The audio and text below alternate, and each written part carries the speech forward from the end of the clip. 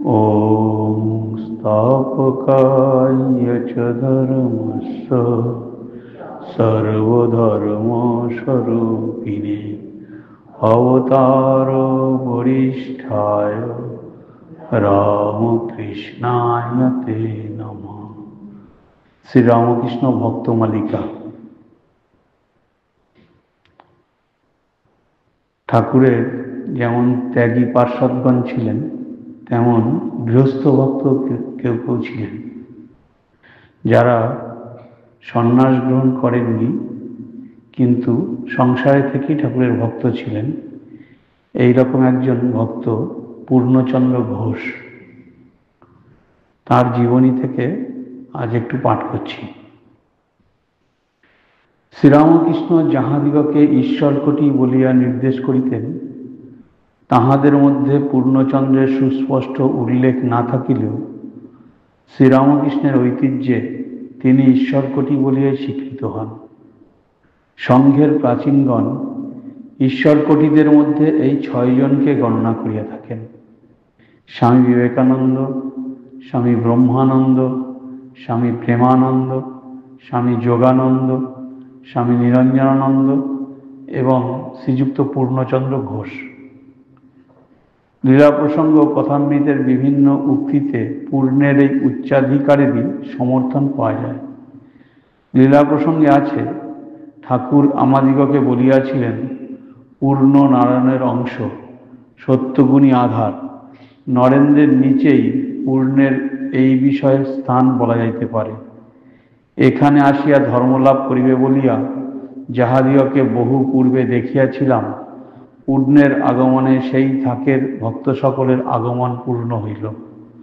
অতঃপর ঐরূপ আর কেহ এখানে আসিবে না। কথামৃতেও আছে, পূর্ণর বিষ্ণুর অংশে জন্ম। অংশ শুধু নয়, কলা।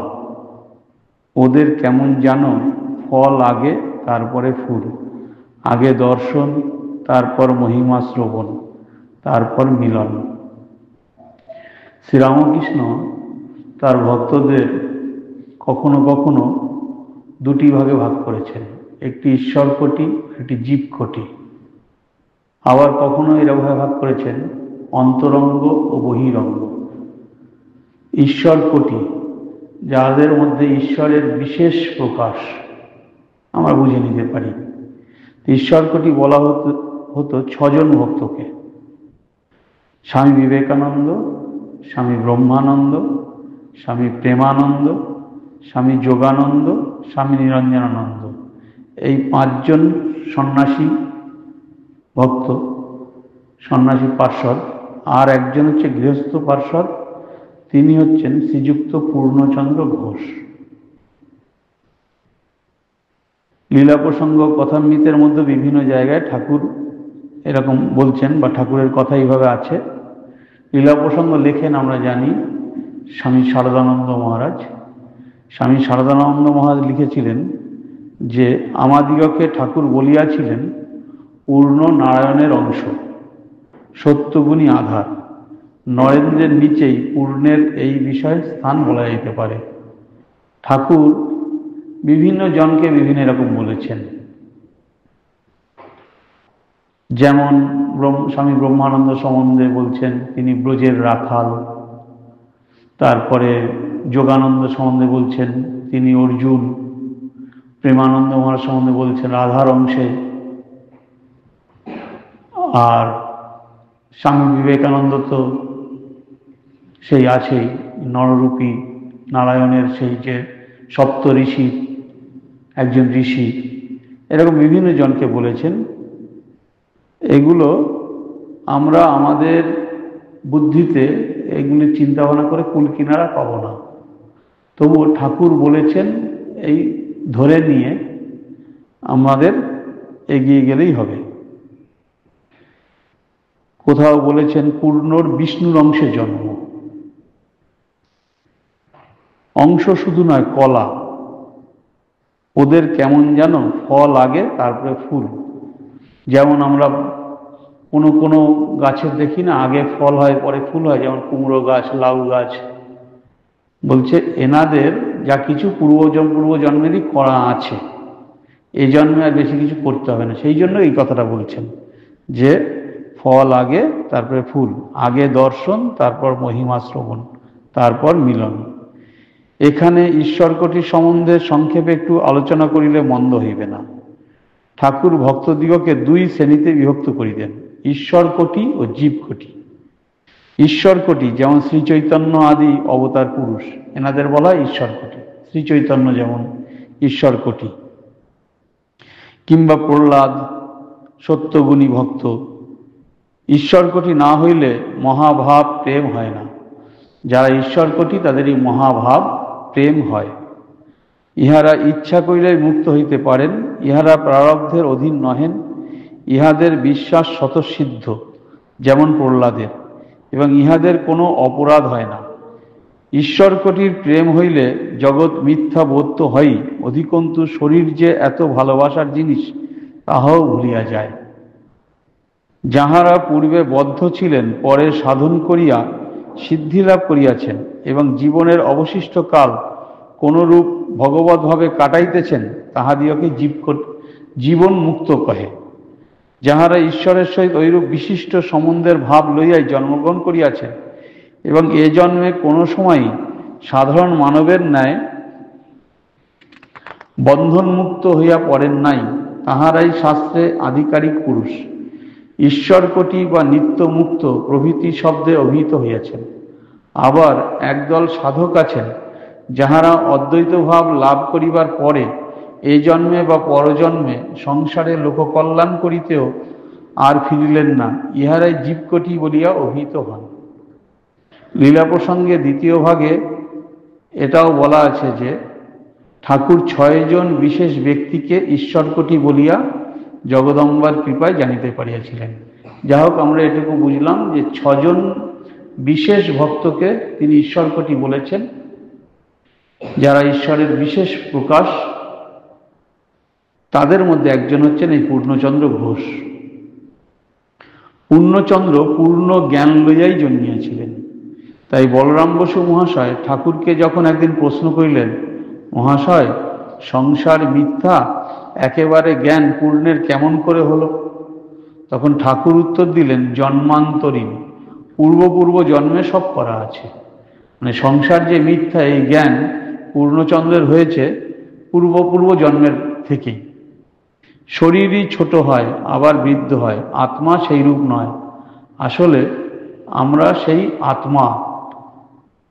আমাদের সাধারণ যারা আমরা জীবকোটি, তাদের সেই বোধ থাকে না যে আমরা পূর্ব জন্মেও কিছু ভালো কর্ম করেছি, তার ফলে এই জন্মটা পেয়েছি, এই জন্মের মাধ্যমেই আমাদের সেই ভগবান লাভ করতে হবে, এই বোধ আমাদের জীবকোটিদের থাকে না।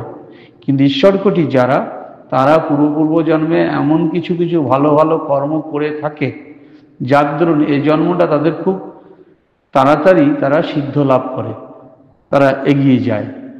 পূর্ণের প্রেমের পরিচয় দিতে গিয়া ঠাকুর আরেকদিন বলিয়াছিলেন, পূর্ণ উঁচু সাঁতার ঘর, বিষ্ণুর অংশে জন্ম, আহা কি অনুরাগ।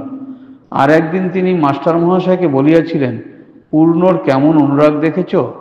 মাস্টার অনুমোদন করিয়া বললেন, আজ্ঞা হাঁ, আমি ট্রামে করে যাচ্ছি, ছাদ থেকে আমাকে দেখে রাস্তার দিকে দৌড়ে এলো, আর ব্যাকুল হয়ে সেইখান থেকেই নমস্কার করল। ভক্ত যারা, তারা শুধুমাত্র এই ভগবানের দিকেই মন থাকে তাই নয়, ভগবানেরও ভক্ত যারা, তাদেরকেও বড় আপনজন মনে করে। এখানে কি ঘটনাটা ঘটলো? মাস্টার মশাই যেহেতু ঠাকুরের কাছের জন, তাই সেই মাস্টার মশাইকে একদিনকে দেখতে পেয়েছেন রাস্তায়, ট্রামে করে যাচ্ছেন, ট্রামে করে মাস্টারমশাই যাচ্ছেন, আর ও বাড়ির ছাদে ছিল। সে ছাদ থেকে দৌড়ে এসছে মাস্টারমশাইকে প্রণাম করার জন্য। মাস্টারমশাই বললেন যে আমি ট্রামে করে যাচ্ছি, ছাদ থেকে আমাকে দেখে রাস্তার দিকে দৌড়ে এলো, আর ব্যাকুল হয়ে সেইখান থেকেই নমস্কার করলে, প্রণাম করলে। ঠাকুর অমনি শাস্ত্রু নয়নে বলিয়া উঠিলেন, আহা আহা, কিনা ইনি আমার পরমার্থের সংযোগ করে দিয়েছেন। ঈশ্বরের জন্য ব্যাকুল না হলে এইরূপ হয় না। পূর্ণর এই জ্ঞানটি টনটনে ছিল। যেই মাস্টারমশাই আমাকে পরমার্থের সঙ্গে যোগ করে দিয়েছে, ঠাকুরের সঙ্গে যোগাযোগ করিয়ে দিয়েছেন, তাই তাকে দূর থেকে দেখতে পেয়ে দৌড়ে এসে প্রণাম জানালেন। এ তিনজনের পুরুষ সত্তা। কে কে? নরেন্দ্র, ছোট নরেন আর পূর্ণ। ঠাকুর আবার কোথাও কোথাও বলছেন এই তিনজনের হচ্ছে পুরুষ সত্তা, নরেন্দ্র, ছোট নরেন আর পূর্ণ। পূর্ণর যে অবস্থা, এতে হয় শীঘ্র দেহনাশ হবে, ঈশ্বর লাভ হলো আর কেন, বা কিছুদিনের মধ্যে তেরে ফুরে বেরুবে। দৈব স্বভাব, দেবতার প্রকৃতি, এতে লোকভয় কম থাকে। যদি গলায় মালা, গায়ে চন্দন, ধূপধুনার গন্ধ দেওয়া যায় তাহলে সমাধি হয়ে যায়। ঠিক বোধ হয়ে যায় যে অন্তরে নারায়ণ আছেন, নারায়ণ দেহ ধারণ করে এসেছেন। পূর্ণ আবার লীলা সহচর। ঠাকুর একদিন বলিয়াছিলেন, কেন পূর্ণ, নরেন্দ্র এদের এত ভালোবাসি?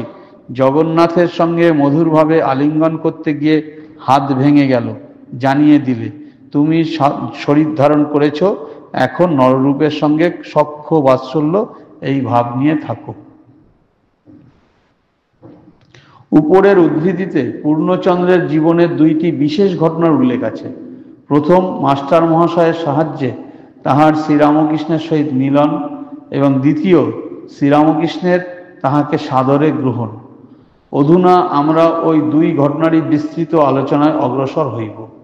পূর্ণ যখন ঠাকুরের নিকট প্রথম আগমন করেন তখন তাহার বয়স 13 বৎসর হইবে। ওই সময়ে তিনি বিদ্যাসাগর মহাশয়ের প্রতিষ্ঠিত মেট্রোপলিটন বিদ্যালয়ের শ্যামবাজার শাখায় 3য় শ্রেণীতে পড়িতেন। বিদ্যালয়ের প্রধান শিক্ষক মহেন্দ্রগুপ্ত মহাশয় ইতঃপূর্বে বহু ভক্তিমান বিদ্যার্থীকে শ্রীরামকৃষ্ণ চরণে আনয়নপূর্বক ছেলে ধরা মাস্টার খ্যাতি অর্জন করিয়াছেন। এখন পূর্ণচন্দ্রের মিষ্ট ভাষা, সুন্দর মধুর স্বভাব, উজ্জ্বল নয়ন, সুঠাম দেহ ও উজ্জ্বল শ্যামকান্তি দর্শনে তাহার প্রতিও আকৃষ্ট হইলেন। অধিকন্তু আলাপ করিয়া যখন জানিলেন যে বালক আবাল্য ভগবত ভক্ত, তখন তাহাকে শ্রীচৈতন্য চরিতামৃত পাঠের উপদেশ দিলেন এবং একান্তে ডাকিয়া নানা ধর্মকথা শুনাইতে লাগিলেন। অবশেষে ক্ষেত্র প্রস্তুত দেখিয়া একদিন বলিলেন, শ্রীচৈতন্যদেবের মতো একজনকে যদি দেখতে চাও তবে আমার সঙ্গে চলো। পূর্ণচন্দ্রের মন তো ইহারই জন্য আকুল, অতএব তিনি সাগ্রহে সম্মত হইলেন। কিন্তু পরক্ষণেই প্রশ্ন করিয়া যখন জানিলেন যে সেই মহাপুরুষ দক্ষিণেশ্বরের কালীবাড়িতে থাকেন এবং সেখানে যাতায়াতে প্রায় সমস্ত দিন কাটিয়া যাইবে, তখন তিনি অতীব চিন্তিত হইলেন। কারণ পূর্ণচন্দ্রের পিতা রায়বাহাদুর দীননাথ ঘোষ মহাশয় ভারত সরকার রাজস্ব বিভাগে উচ্চ পদে অধিষ্ঠিত ছিলেন এবং পারিবারিক সুশৃঙ্খলার প্রতি তাহার দৃষ্টি ছিল। আভিজাত্যের গৌরবও তাহার কম ছিল না। কারণ শিমুলিয়ার প্রসিদ্ধ ঘোষ বংশে জন্মগ্রহণ করায় এবং রাজ সরকারের সম্মান লাভ হওয়ায় তিনি তদানীন্তন কলকাতা সমাজে স্বনামধন্য লোকদের মধ্যে অন্যতম ছিলেন। এমন সম্ভ্রান্ত পিতার পুত্র পূর্ণচন্দ্র যথেচ্ছ ব্যবহার করিবেন, ইহা হইতেই পারে না। পূর্ণ পিতার এই মনোভাব জানিতেন বলিয়াই চিন্তাকুল হইলেন। পরে তাহার স্মরণ হইল যে দক্ষিণেশ্বরে তাহার একজন আত্মীয় আছেন, তাহাকে অবলম্বন করিয়া সেখানে যাওয়া চলে। প্রয়োজনস্থলে ভাবী বিপদ হইতে আত্মরক্ষার উপায় উদ্ভাবিত হইয়া গেলে ফাল্গুন মাসের এক শুভ দিনে মাস্টার মহাশয়ের সহিত গাড়ি করিয়া তিনি শ্রীরামকৃষ্ণ সমীপে উপনীত হইলেন। আমরা জানি ভক্ত প্রহ্লাদ তিনি দৈত্য রাজবংশের সন্তান ছিলেন। রাজপুত্র থাকার জন্য এবং তার পিতা যেহেতু এই ভগবান বিদ্বেষী ছিলেন, তাই প্রহ্লাদ ভগবানের দিকে মন দিতে সহজে পারেননি। অনেক তাকে মূল্য দিতে হয়েছে, কষ্ট দিতে হয়েছে। আর এখানে দেখা যাচ্ছে যে ভগবানের পথে যাবার একটি প্রথম বাধা হচ্ছে অর্থ, প্রতিপত্তি। এই পূর্ণচন্দ্রের পিতারও প্রচুর অর্থ ছিল। তখনকার দিনে ইংরেজ সরকারের বড় রাজকর্মচারী ছিলেন। তার ছেলে হয়ে ওই দক্ষিণেশ্বরে ওই রকম একজন পাগলা বামুনের কাছে যাতায়াত করবে, ইত্যাদি করবে, এটা খুব একটা সোজা কথা ছিল না। কিন্তু পূর্ণচন্দ্রেরও পূর্ব জন্মের কর্মফল ছিল এবং যার ফলে সে অনেক কষ্ট করে হলেও ঠাকুরের সঙ্গে মিলিত হতে পেরেছিলেন। মানে ঠাকুরই ব্যবস্থা করিয়ে দেন কাকে কিভাবে আসতে হবে। যারা যারা ঠাকুরের কাছে আসেন তাদের কারোরই আসার পথটা খুব একটা সহজ থাকে না, বিভিন্নভাবে কষ্ট করেই আসতে হয়। পূর্ণচন্দ্রের জীবনেও এইরকম কষ্ট করেই ঠাকুরের কাছে আসতে হয়েছিল। পূর্ণচন্দ্রের জীবনের দুটি বিশেষ ঘটনা। প্রথম, মাস্টার মহাশয়ের সাহায্যে তাঁহার শ্রীরামকৃষ্ণের সহিত মিলন, এবং দ্বিতীয়, শ্রীরামকৃষ্ণের তাহাকে সাদরে গ্রহণ। আমরা ওই দুই ঘটনারই আলোচনা করছি। পূর্ণ যখন ঠাকুরের নিকট প্রথম আগমন করে তখন তার বয়স ছিল 13 বছরের মতো। ওই সময় তিনি বিদ্যাসাগর মহাশয়ের স্কুল, মেট্রোপলিটন যে বিদ্যালয়, সে মেট্রোপলিটন বিদ্যালয়ের শ্যামবাজার শাখায় 3য় শ্রেণীতে পড়তেন। বিদ্যালয়ের প্রধান শিক্ষক মহেন্দ্রনাথ গুপ্ত মানে আমাদের মাস্টার মহাশয়, ইতপূর্বে বহু ভক্তিমান বিদ্যার্থীকে শ্রীরামকৃষ্ণ চরণে আনয়নপূর্বক ছেলেধরা মাস্টার খ্যাতি অর্জন করিয়াছেন। এখন পূর্ণচন্দ্রের মিষ্ট ভাষা, সুন্দর মধুর স্বভাব, উজ্জ্বল নয়ন, সুঠাম দেহ ও উজ্জ্বল শ্যামকান্তি দর্শনে তাহার প্রতিও আকৃষ্ট হইলেন।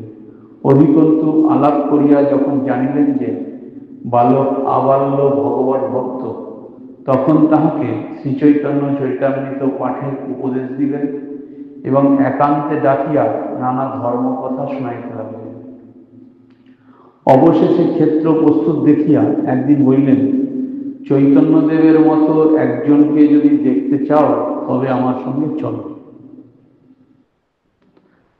পূর্ণচন্দ্রের মন তো ইহারই জন্য আকুল, অতএব তিনি সাগ্রহে সম্মত হইলেন।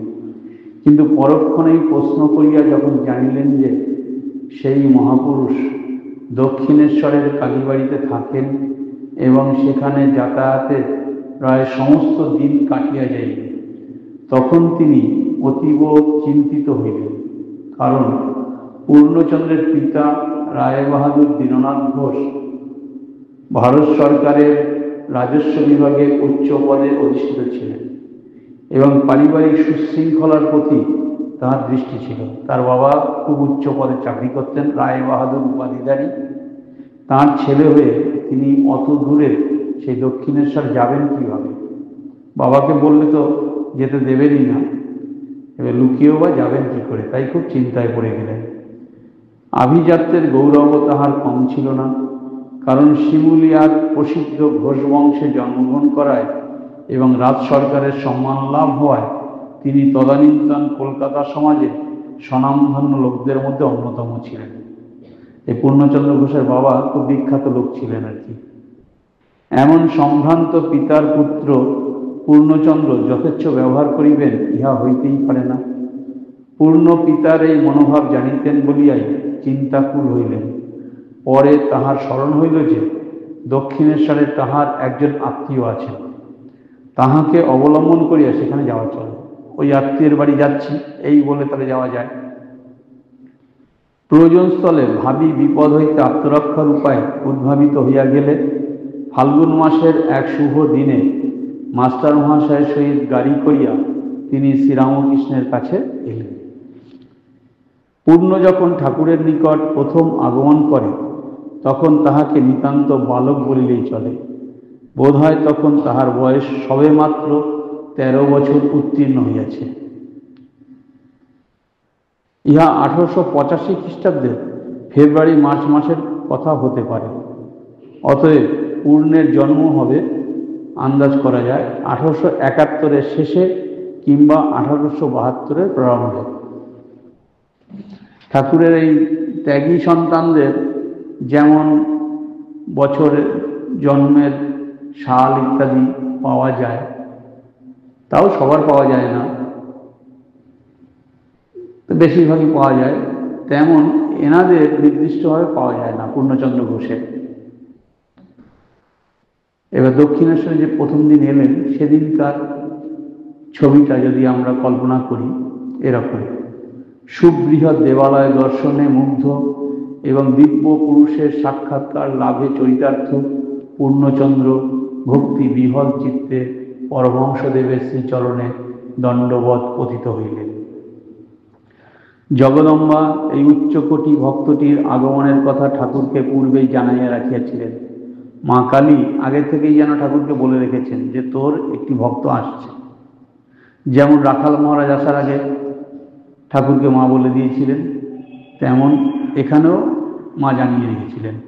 এখন তিনি তাহাকে সাদরে আপনার নিকটে বসাইয়া ফল মিষ্টি খাওয়াইলেন।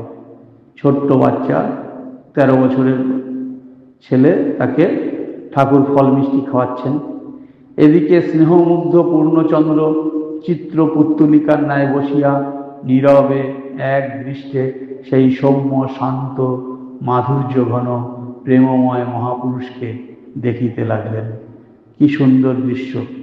একজন তাকে ফল মিষ্টি খাওয়াচ্ছেন, শ্রীগুরু ফল মিষ্টি খাওয়াচ্ছেন, আর তার চরণে যে কিশোর বালকটি এসছে সে গুরুর মুখের দিকে বারবার তাকাচ্ছেন, যেন পুতুলের মতো তাকিয়ে আছেন।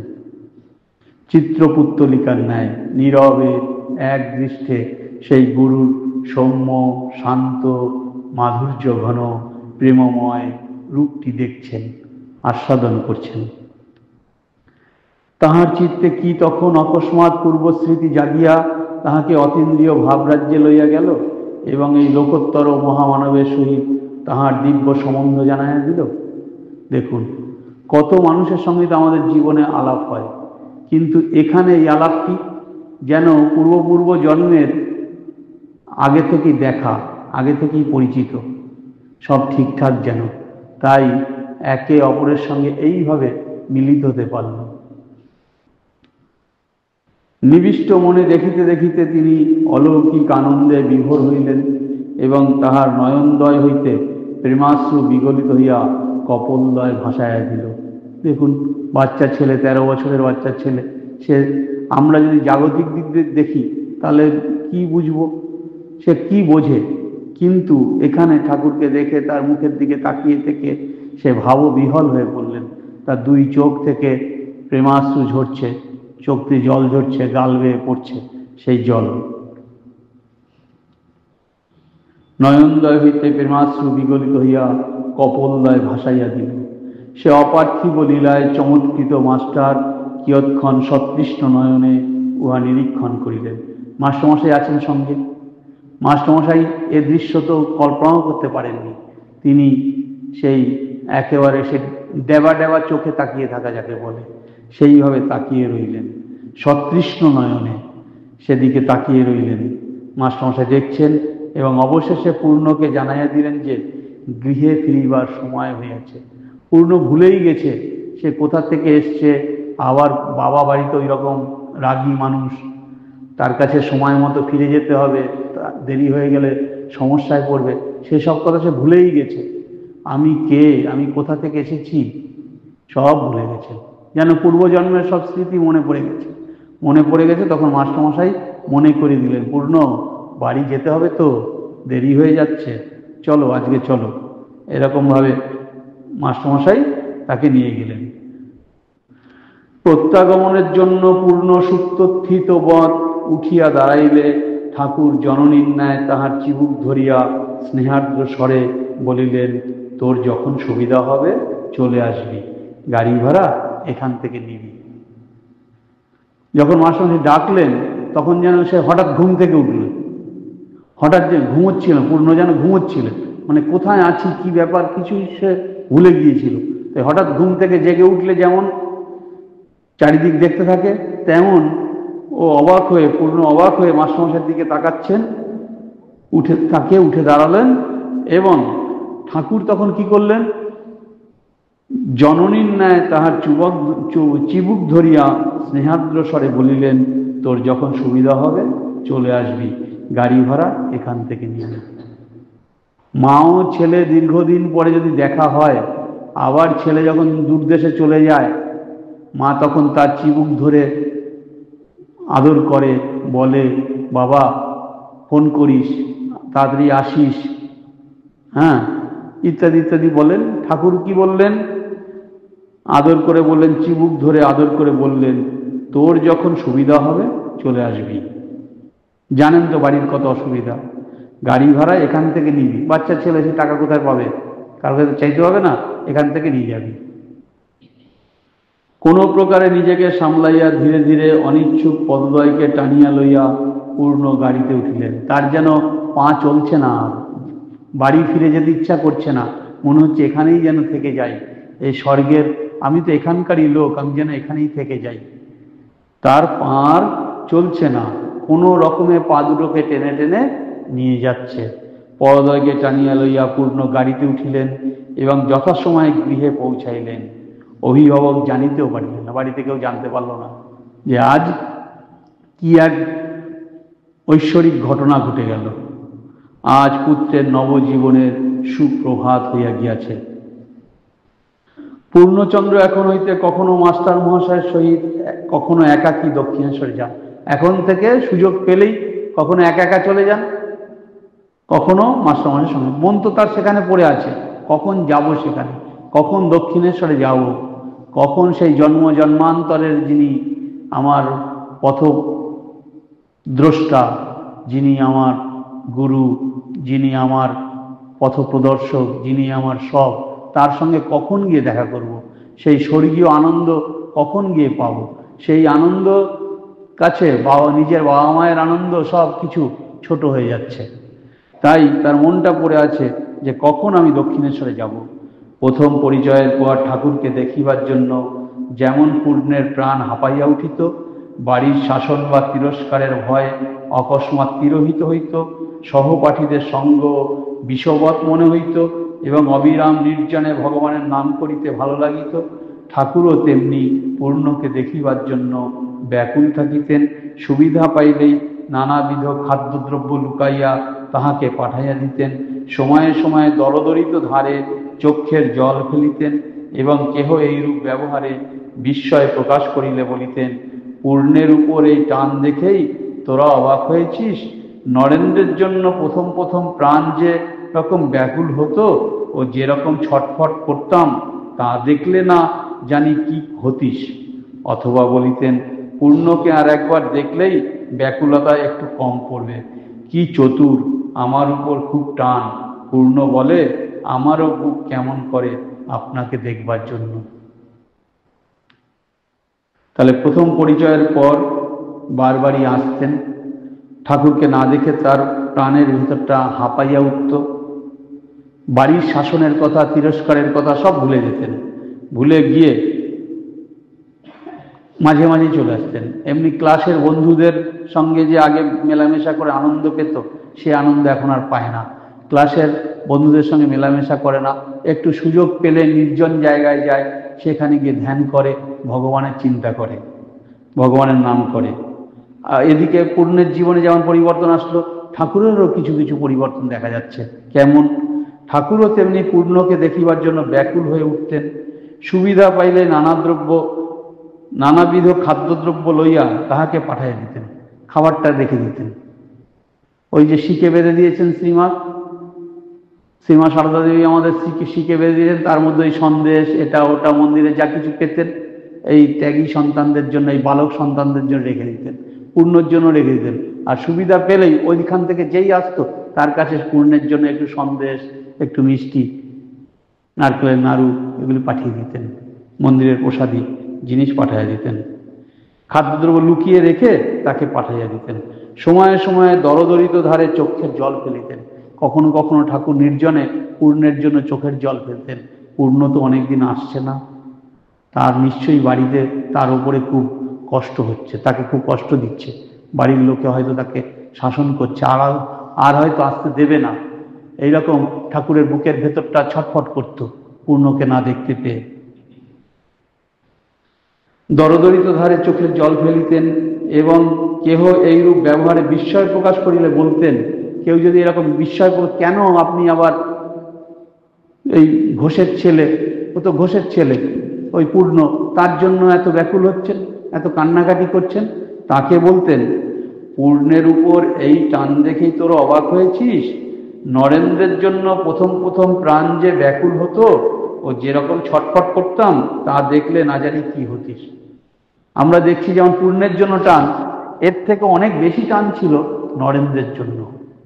নরেন্দ্র যখন প্রথম প্রথম দক্ষিণেশ্বরে আসে, তখন ঠাকুর তাকে ছাড়া এক মুহূর্ত থাকতে পারতেন না যেন।